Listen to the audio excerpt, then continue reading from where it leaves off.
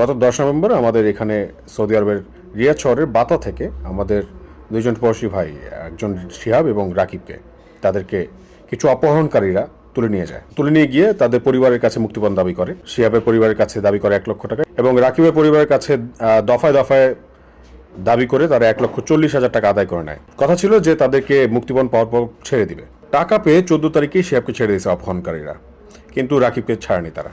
রাকিবের মায়ের বক্তব্য অনুযায়ী যে 12 তারিখ পর্যন্ত রাকিবের সাথে তিনি কথা বলতে পারছিলেন মেসেঞ্জারের মাধ্যমে। রাকিবকে বারবার মারধর করা হতো এবং সেই মারধরের সাউন্ড রাকিবের মাকে শোনানো হতো। পরবর্তীতে 13-14 তারিখে মেসেঞ্জার বন্ধ হয়ে যায়। পরবর্তীতে আর কোনোভাবে যোগাযোগ করা সম্ভব হয়নি। শুরু থেকে মামলা থাকলেও গত পরশু দিন রাতে সৌদি পুলিশ বিশেষ অভিযান করে তারা তদন্ত চালায় এবং শিহাবকে গত কালকে ডেকে নেয় এবং ডেকে নেওয়ার পরে পুলিশের কাছে জিজ্ঞাসাবাদে শিহাব বলেন যে রাকিবকে প্রচুর মারধর করা হয়েছে এবং রাকিবকে 12 তারিখ রাত 1টার দিকে তারা মারতে মারতে মেরেই ফেলে এবং শিহাবকে বলে যে এই লাশটা তুমি গোসল করায় দাও, এবং শিহাব গোসল করায় দেয়। তারপর একটা কালো ব্যাগ, পলিথিন নিয়ে আসে এবং সেখানে রাকিবের লাশটা কালো ব্যাগে ভরে তারা কোথায় নিয়ে গেছে শিহাব সেটা জানে না।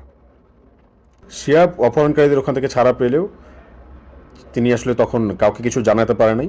পরবর্তীতে গত কালকে পুলিশের কাছে জিজ্ঞাসাবাদে তিনি এই তথ্যগুলো দেন।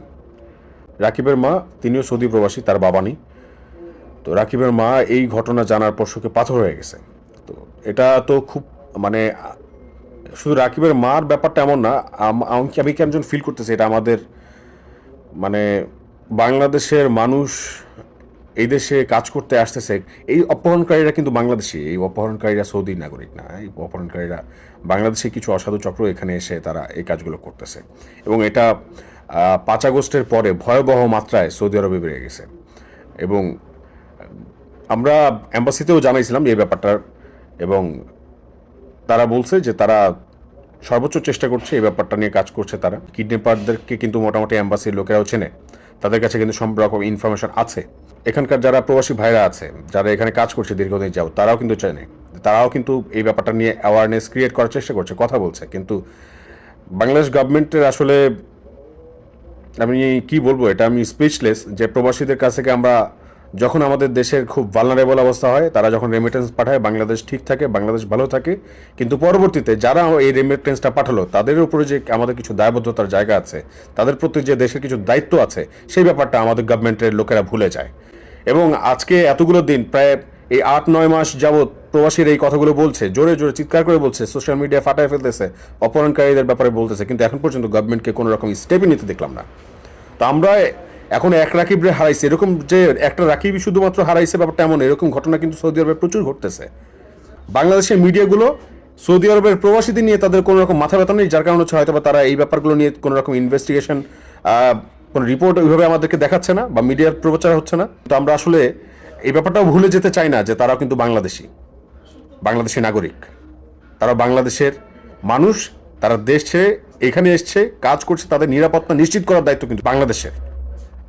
আমরা এটা কোনোভাবে অস্বীকার করতে পারবো না, কোনোভাবে ভুলে যেতে পারবো না যে এই যে প্রবাসীরা যারা বাংলাদেশ থেকে এসে এই প্রবাসে তাদের সর্বোচ্চটা বিক্রি করে দিয়ে, তাদের অনেকের জমি বিক্রি করে দিয়ে, গরু ছাগল সব কিছু বিক্রি করে দিয়ে, বইয়ের গহনা বিক্রি করে, মায়ের গহনা বিক্রি করে অনেকে এই প্রবাসে আসছে এবং আসার পর তারা এখানে কাজ করে আমাদের দেশের যে অর্থনীতি সেটা সচল রাখার জন্য তারা সবাই মিলে চেষ্টা করে যাচ্ছে। কিন্তু আমাদের গভর্নমেন্টের তো কিছু দায়িত্ব আছে, দেশের কিছু দায়িত্ব আছে, দেশের মানুষের তাদের প্রতি কিছু দায়িত্ব আছে, সুক্রিয়া আদায় করা উচিত। কিন্তু আমাদের গভর্নমেন্ট তো সেটা করতে পারতেছে না। এই কিডন্যাপারের ব্যাপারে অ্যাম্বাসি জানে, বাংলাদেশ গভর্নমেন্ট জানে, তাদের সবার কাছে তথ্য আছে, তাদের গোয়েন্দা বিভাগের কাছে তথ্য আছে, কিন্তু তার এখন পর্যন্ত ওইরকম কোনো দৃশ্যমান কোনোভাবে সৌদি গভর্নমেন্টের সাথে ওইরকম নেগোসিয়েশনে যেতে পারলো না যে কিডন্যাপারদেরকে ধরে বাংলাদেশে পাঠিয়ে দাও এবং বাংলাদেশে নিয়ে তাদেরকে একদম দৃশ্যমান শাস্তির আওতায় নিয়ে আসো, এমন কিছু করতে পারলো না। তো এটা আসলে আমরা ধিক্কার জানাই, লজ্জা, শেম।